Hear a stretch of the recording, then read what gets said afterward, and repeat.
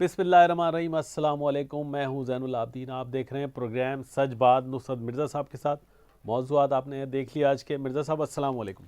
वालेकुम सलाम और अस्सलाम वालेकुम नाज़रीन कराम। ये जो गैस का मसला है, ये मौजूदा हुकूमत की जो कम नज़री है, या हम इसको बहुत कम भी बढ़ा के कहें, कम मनसूबाबंदी में जो कमी है, और इनका जो मुस्तकबिल पर और जो इसकी पेशबंदी है जो वो नहीं कर पा रहे हैं, उसकी वजह से गैस में कराची को और पंजाब में और सब जगह पर पूरे पाकिस्तान को गैस की कमी का सामना होगा इस सर्दियों में, जो कि एक तूफ़ान खड़ा कर देगी। और इस वक्त सबसे पहले जो कराची मुतासिर हो रहा है, जहाँ पर कि जो साइट का एरिया है, जो हमारा एक हब है, जो हमारा माशी हब है, जो कायद-ए-आज़म मोहम्मद अली जिन्ना ने जिसको कायम किया था, उसमें गैस की सप्लाई मुकम्मल तौर पर बंद हो गई है, और जिसकी वजह से बहुत सी जो है सनतें मैंने काम करना छोड़ दिया है।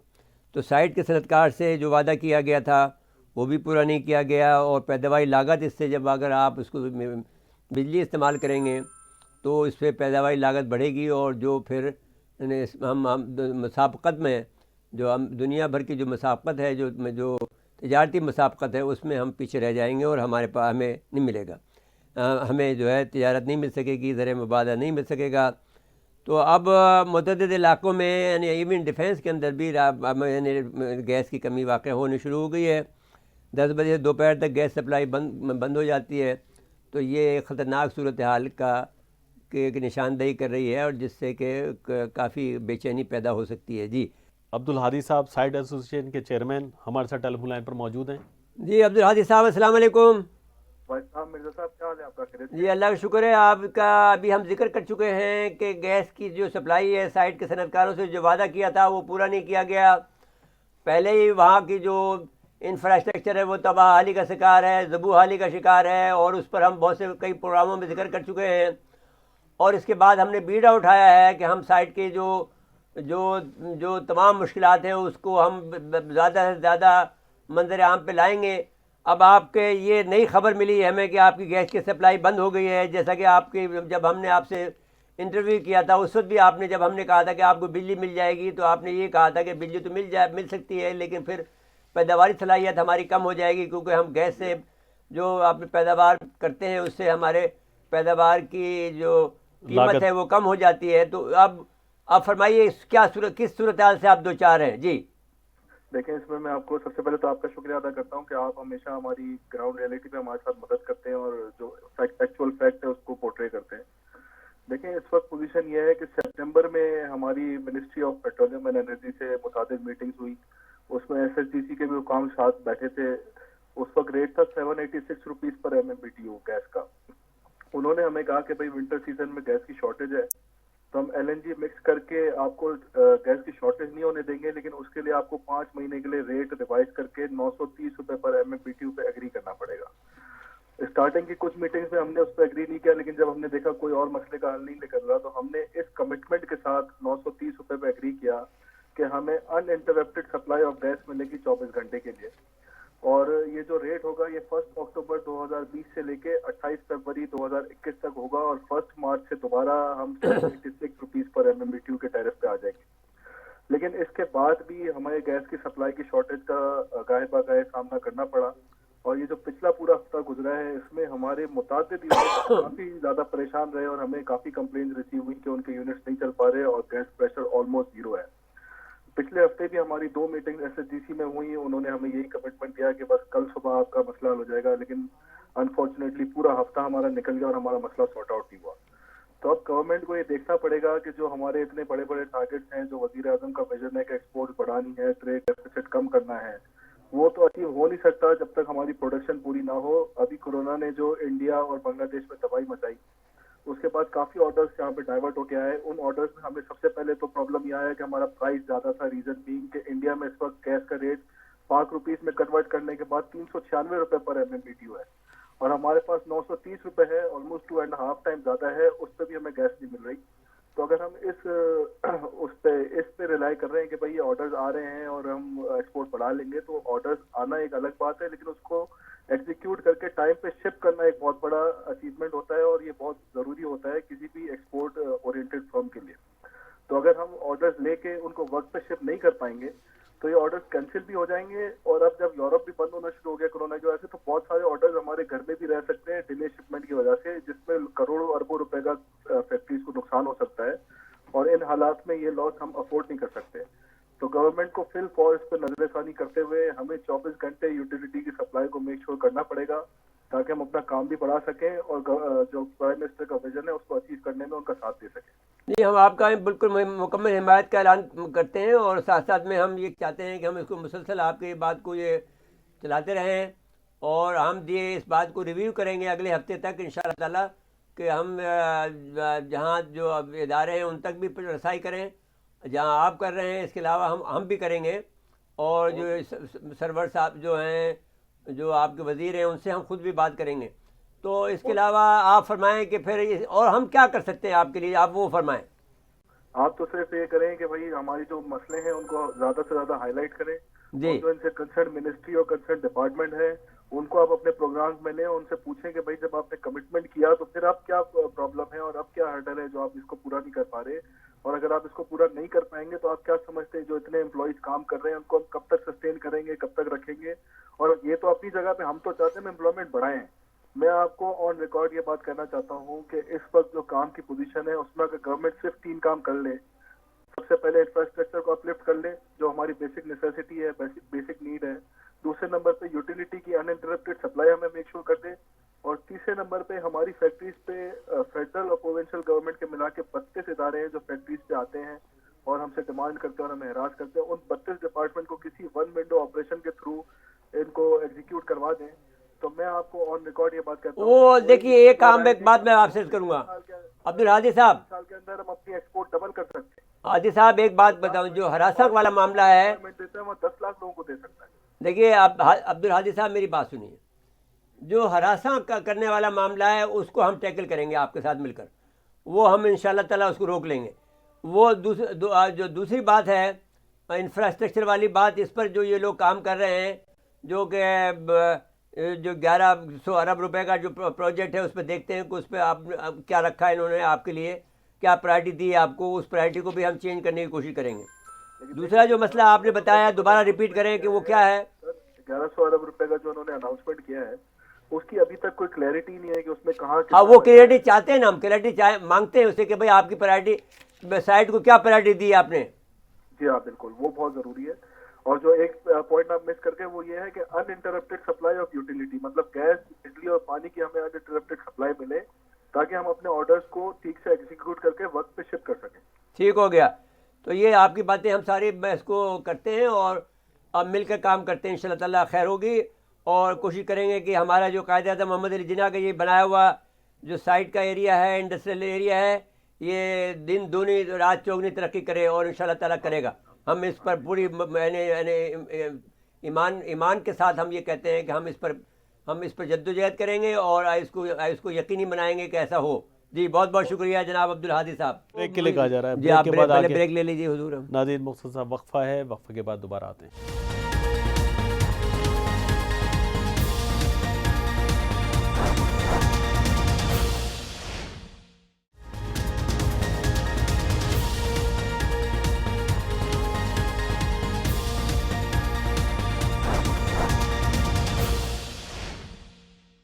ایک دفعہ پھر پروگرام میں خوش آمدید کہتے ہیں.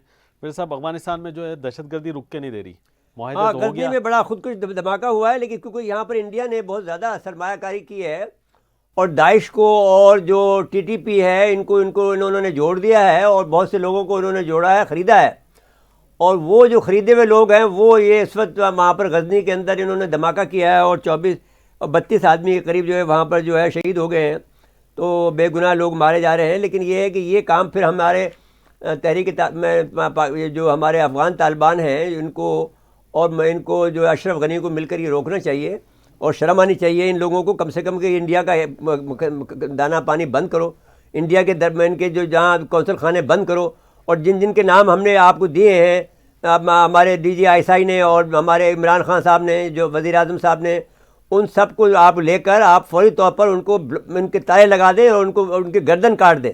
اسی طریقے سے یہ طریقہ کرنا چاہیے مشورہ غنی صاحب آپ کو. اگر امن چاہیے افغانستان میں, اگر آپ نہیں آپ اپنی زندگی بھی چاہیے تو آپ سمجھتے ہیں وہ پہلا حملہ ایک یہ بھی تو کر سکتے ہیں نا کہ آپ پر حملہ کر دیں اور نام لگا دیں پاکستان کا. آپ اپنے آپ کو ہوش کے ناخن لیں, آپ کدھر بیٹھے ہوئے ہیں, کن ظالموں کے ہاتھوں میں بیٹھے ہوئے ہیں. پھر صاحب اس موضوع پہ گفتگو کے لیے سینئر صحافی عبدالرزاق برق صاحب ہمارے ساتھ. جی عبدالرزاق برق صاحب السلام علیکم. وعلیکم السلام. نصرت مرزا صاحب خیریت؟ اللہ کا شکر ہے. آپ کو خوش آمدید کہتے ہیں اپنے پروگرام سچ بات میں. آپ فرمائیے کہ افغانستان میں دو باتیں آپ کر لیں کہ افغانستان میں 10 فوجی اڈے بند ہو گئے ہیں اور ان فوجی اڈوں کی جو لسٹ ہے وہ ہم بتا دیتے ہیں, لیکن آپ پہلے یہ بتائیے کہ جو یہ کچھ ہوا ہے آپ کا غزنی کے اندر, یہ کیا واقعہ ہوا ہے پہلے؟ بہت شکریہ جناب نصرت مرزا صاحب اور آپ کے جو دیکھنے والے ہیں اس سب کو سلام. سب سے بڑی خبر اس وقت یہ ہے کہ کابل کے نزدیک جو صوبہ ہے غزنی, اس پہ کار بم حملہ ہوا ہے. یہ اس علاقے کا جو نام ہے اس ڈسٹرکٹ کا, یہ دیک ڈسٹرکٹ کے نام سے ہے, اور جس جگہ پہ دھماکہ ہوا ہے اس کا نام ہے قلعہ جوت. یہ غزنی جو مرکز ہے, جو غزنی کا جو مرکز ہے, اس 10 کلومیٹر دور ہے. اس سے دھماکہ ہوا ہے. اس دھماکے میں یہ افغانستان کی جو فوجی ہے اس کی ایک چیک پوسٹ میں ہوا ہے. اس حملے میں اب تک 30 جو ہے ہلاک ہوئے ہیں اور 27 جو ہے وہ زخمی ہوئے ہیں. اور اس میں جو ہلاک شامل ہے 10 فوجی جو ہے وہ ہلاک ہوئے ہیں اور 7 یا 8 جو ہے وہ زخمی ہوئے ہیں. یہ میں آپ کو بتانا چاہوں کہ اسی کے ساتھ غزنی کے ساتھ ایک اور صوبہ ہے جو جس کا سرحد جو ہے پاکستان کے ساتھ لگتی ہے, اس کا نام ہے زابل. اس صوبے کے صوبائی اسمبلی کی ایک سربراہ ہے, اس سے بھی حملہ ہوا ہے اور وہاں بھی حالات خراب ہے. غزنی میں آپ کو بتاتا چلوں کہ غزنی کیا ہے, کہاں واقع ہے. غزنی افغانستان کا ایک مرکزی صوبہ ہے. اس صوبے میں زیادہ تر علاقوں پہ طالبان کا قبضہ ہے اور حالات جو ہے اس وقت وہاں پہ بہت خراب ہے. اچھا جی ٹھیک ہے. تو اب یہ وہاں کی جب دیکھیں اب جو واشنگٹن پوسٹ میں جو خبر شائع ہوئی ہے اس کے مطابق 29 فروری 2020 کو جو دوحہ میں امریکہ اور طالبان کے درمیان میں جو امن معاہدہ ہوا تھا اس میں اب 10 امریکی فوجی اڈے بند کرنے کا انہوں نے فیصلہ کر دیا ہے, وہ بند کر دیے ہیں, جن میں صوبہ اروزگان کا ترین کوٹ, ہلمند کا بست, لغمان کا گمبری, پکیتا کا لائٹلنگ اور قندوز کا جونز. ممکن ہے کہ مجھے ان کے تلفظ صحیح نہیں ادا کر رہا ہوں. نگرہار کا ڈی علی نکار, بلک کا شاہین, کابل کا بشپ, فریاب کا میمانہ اور زابل کے قلات فوجی اڈوں کو بند کر دیا گیا ہے. یہ 10 کے 10 میں نے آپ کو نام بتائے ہیں. اب بند جو رہ گیا ہے وہ قندھار کا رہ گیا ہے جو کہ بڑا ہے, جو سب سے بڑا. جی بہت شکریہ نصرت مرزا صاحب. آپ کی جو ٹی وی دیکھنے والے کو میں بتانا چاہتا ہوں کہ جو آپ نام نہیں لے سکتے کیونکہ یہ پشتو میں جو ہے یہ صوبوں کا نام ہے, اور یہ جو آپ نے کہا روزگان اور پکتیا, تو میں آپ کو بتاتا چلوں کہ یہ جو اڈے بند ہوئے ہیں اس میں فاریاب شمالی افغانستان, زابل اور بلخ, کابل اور مشرقی افغانستان جلال آباد جو ہے اس میں شامل ہے. نہیں جلال آباد میں تو انہوں نے اب اڈا بند نہیں کیا ہے. نہیں ہاں کیا کر دیا ہے. اس طرح یہ جو میں نے نام لیے سرکار, یہ جو میں نے نام لیے یہ پہلے جو ہے ہوا ہے, یہ 5 پہلے ہوا ہے, 5 آجا خالی کر دیا. چند امریکی فوجیوں کے گھر ابھی موجود ہیں وہاں پر جلال آباد میں. ایک منٹ, آپ کی اطلاع کے لیے عرض کیا ہے سرکار کہ اب وہ جو ٹرمپ ہے ڈونلڈ ٹرمپ نے یہ اعلان کیا تھا الیکشن کرانے سے قبل کہ بھائی ہم جو ہے افغانستان سے کرسمس کی جو وہ رسومات ہے اس وقت ہم اپنے افواج کو نکال لیں گے. اس وقت افغانستان میں امریکہ کی 4000 ٹروپ ہے, اس کو کم کر کے 2500 تک لائیں گے. وہ کر دیا انہوں نے. باقی جو فوج ہے نیٹو کی جو فوج ہے اس کی تعداد 12000 ہے, اور وہ جو ہے قندوز میں ہے, عراق میں ہے, مختلف صوبوں میں ہے. اور اس وقت جو امریکہ کا جو سب سے بڑا اڈا ہے وہ کابل میں باگرام کا ہے. وہ کابل سے وہ دور رہے, اور اس میں کسی کو معلوم نہیں ہے سوائے سی آئی اے کو یہ پتا ہے کہ اس میں کتنے امریکن موجود ہے اور کتنے واپس جائیں گے. جی ٹھیک ہے, کیونکہ باگرام جو ہے وہ سب سے بڑا اڈا ہے, وہ اکیلے اڈا کافی ہوگا پورے علاقے کو کور کرنے کے لیے, تو وہ اس پہ کمپرومائز نہیں کر رہے ہیں.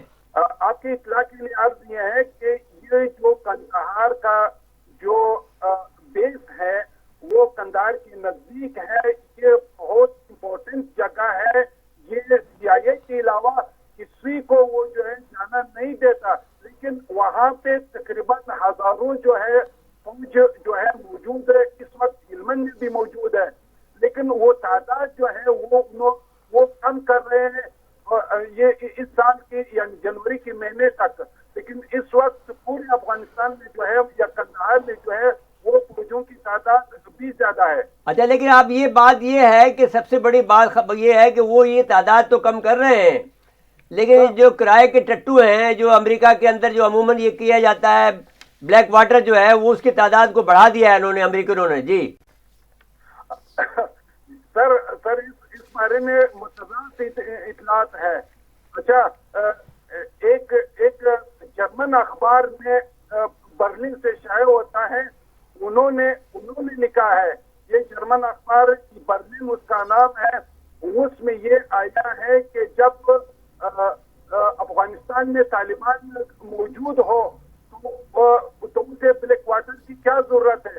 اور یہ بلیک واٹر کا جو سربراہ ہے انہوں نے یہ برلن اخبار کو یہ انٹرویو دیا ہے کہ آپ دوبارہ کب افغانستان جاؤ گے, جب طالبان سے بات چیت کامیاب ہوں گے تو آپ کب جائیں گے. انہوں نے کہا کہ جب طالبان افغانستان کے اندر موجود ہے تو بلیک واٹر کی کیا ضرورت ہے.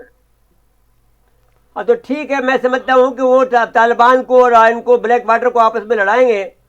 میں سمجھتا ہوں. آپ کا بہت بہت شکریہ جناب عبدالرزاق برق صاحب. آپ کو ہم بعد میں بھی زحمت دیتے رہیں گے انشاءاللہ. جی میرے صاحب بریک کا وقت ہو گیا ہے. ناظرین مختصر وقفہ ہے, وقفے کے بعد دوبارہ آتے ہیں.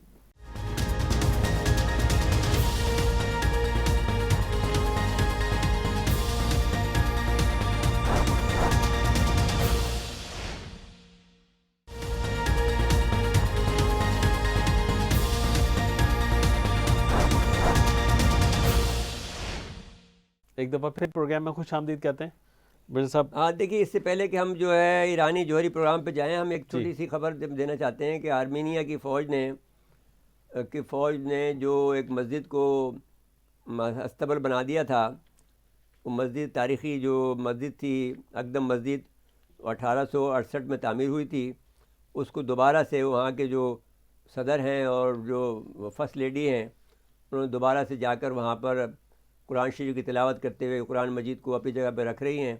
تو یہ منظر آپ دیکھ رہے ہیں ہمارے اسکرین پر. تو ہم ان کو مبارکباد پیش کرتے ہیں اور اللہ کا شکر ادا کرتے ہیں کہ اللہ تعالیٰ نے یہ مقام دیا ہے پہلی مرتبہ یعنی 70 سالوں کے اندر کہ ایک جگہ پر ہمیں مسلمانوں کو فتح یابی نصیب ہوئی ہے. جی اب اس کے بعد میں ایرانی جوہری جو جوہری سائنسدان کو محسن فخری کو زادے کو جو شہید کیا ہے اس کی ہم نے مذمت کی ہے, اور ہم سمجھتے تھے کہ یہ جو ہے اس کے اوپر ایرانی بہت زیادہ مشتعل ہوں گے, لیکن انہوں نے بہت ہی تدبر کا مظاہرہ کیا ہے اور انہوں نے کہا ہے کہ ہم اپنے وقت پر اس کا فیصلہ کریں گے. اور اس پر پھر امریکہ نے یہ کیا ہے کہ چینی اور روسی جو کمپنیاں جو ان کو مدد کر رہی تھی ان پر پابندی لگا دی ہیں. 4 کمپنیوں پر 2 سال تک تجارتی قدغن لگائی ہے. اور جو قدریں جو وہاں پر جو کشیدگی جو پھیل رہی ہے اس سے یہ اندازہ ہوتا ہے کہ وہ کوئی بڑا واقعہ ابھی، کیونکہ جب اگر وہ اس کو سہ جائیں گے تو عین ممکن ہے کہ کسی بڑے آدمی کو یہ لوگ قتل کریں، اور وہ اس ایرانی آدمی کو کسی کو قتل کریں، یا پھر کہیں پر یہ فالس فلیگ آپریشن کریں کسی ایمبیسی میں، یعنی اسرائیلی ایمبیسی کو خود ہی اڑا دیں اور پھر وہ جواز ڈھونڈیں ایران پہ حملہ کرنے کا. لیکن یہ ایران پہ حملہ کرنے کا جو ہے منصوبہ بنائے بیٹھے ہوئے ہیں. اب اس پر جو ہے وہ کیا کرتے ہیں یہ دیکھنے کی بات ہوگی. لیکن ہم بہرحال اس کی مذمت کرتے ہیں کیونکہ ہمارا پڑوس کا معاملہ ہے. کوئی بھی واقعہ ہوا تو ہم پاکستان اس سے متاثر ہوئے بغیر نہیں رہ سکے گا. اس کے بعد میں ہم دوسری جو بات کرنا چاہتے ہیں کہ جو ہم نے پاکستان نے جو کاوشیں کی ہیں اس کا ایک نتیجہ یہ نکلا ہے، اور جو کہ جو وزرائے جو کانفرنس ہو رہی ہے وزارت خارجہ کی OIC کی، بالآخر OIC نے بھی جو OIC ہے اس نے بھی اپنا متحرک ہوئی ہے، اور وہاں پر جو ہے OIC کے اجلاس میں پاکستان کے وزیر خارجہ نے بہت زبردست تقریر کی ہے. جی. اور ساتھ ساتھ میں جو قرارداد پاس ہوئی ہے اس کے اندر اسلام فوبیا پر بھی اور کشمیر کا پر بھی اور فلسطین کے اوپر بھی اور افغانستان پر بھی ذکر ہوا ہے. اور جو انڈیا میں جو بھی ظلم ہو رہا ہے مسلمانوں پر اور جو قوانین انہوں نے پاس کیے ہیں مسلمانوں کے خلاف، اس کی بھی قرارداد جو ہے بالکل ویسے من وہی قرارداد جو کہ پاکستان کے وزارت خارجہ نے تیار کی تھی وہ پاس ہوئی ہے. اور اس پر ہم شکریہ ادا کرتے ہیں. لیکن ساتھ ساتھ میں یہ کہتے ہیں کہ آپ کو جو ہے ہوش کے ناخن لینے چاہیے، اور اگر آپ کو سعودی عرب کو کردار ادا کرنا ہے مسلمانوں کی رہبر کا، تو پھر آپ کو پھر مسلمانوں کے تمام مسائل کو لینا ہوگا اور اسرائیل کے ساتھ میں تعلقات کو ختم کرنے ہوں گے جو آپ نے تعلقات بڑھائے ہیں.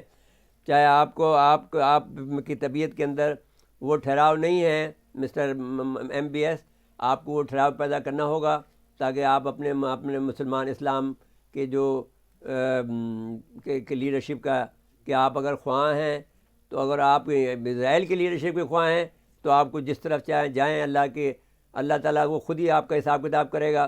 کیونکہ آپ کو یاد ہوگا کہ جب یمن پر حملہ آور ہوا تھا، یمن کا بادشاہ جب حملہ آور ہوا تھا خانہ کعبہ پر، تو پھر کیا کہا تھا عبد المطلب صاحب نے کہ صاحب میں تو اپنی بکریوں کے لیے آیا ہوں اور تم جانو، اور یہ تو اللہ کا گھر ہے وہ جانے. تو اگر یہ بات ہوئی تو پھر وہ تمہیں خود ہی دیکھے گا. اگر تم یہ سمجھ لو کہ تمہارا کہیں پر بھی کچھ ہوش تمہاری خبر بھی نہیں ہوگی کہ تم کس دنیا میں کبھی پیدا بھی ہوئے تھے. تو اگر یہ بات ہوئی تو کس طرح سے سورہ فیل آئی تھی، تو وہ حال آپ کا ہونے جا رہا ہے اگر آپ نے اپنی راہ کو نہیں تبدیل کیا. یہ وقت آپ کے پاس بہت کم وقت ہے، اس میں آپ نے اپنی فوری طور پر آپ راہ بدل لیں، ورنہ تو پھر آپ کا. دوسری بات ایک اہم بات یہ ہے کہ پاکستان کے اندر یہ بات سوچ پیدا ہو رہی ہے کہ فرانس سے سفارتی تعلقات توڑ لیے جائیں، کیونکہ فرانس بھی اسی نقش قدم پہ جا رہا ہے جس نقش قدم پر جو ہے ہٹلر گیا تھا، اور اس نے جو ہے یہودیوں پر نشان لگائے تھے. تو وہ اس طرح سے اسلام کے خلاف وہ ایک مسلسل جدوجہد کر رہا ہے.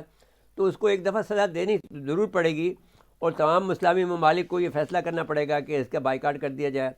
تو جہاں پر یہ اس وقت جو کانفرنس ہوئی ہے وہ علاقہ بھی فرانس کا کے زیر اثر رہا ہے، اور وہاں پر بھی یہ لوگ یورینیم وہاں سے نکالتے رہے ہیں، یہ فرانسیسی شیطان.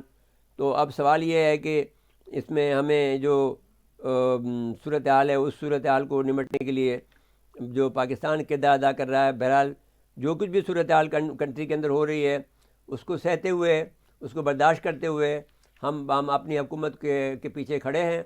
جو عمران خان کی حکومت جو اپنے موقف اختیار کیا ہوا ہے اسلام کے معاملے میں اور اسرائیل کے معاملے میں اور رسول اکرم صلی اللہ علیہ وسلم کی شان اقدس کے معاملے میں، تو ہم اس کے معاملے میں ان کے ساتھ مکمل طور پر ان کی حمایت کا اعلان کرتے ہیں اور ان کے ساتھ کھڑے ہوئے ہیں. جی. اس کے علاوہ پھر ہم ملتان پہ آ جاتے ہیں. ملتان میں سیاسی تصادم ہو رہا ہے.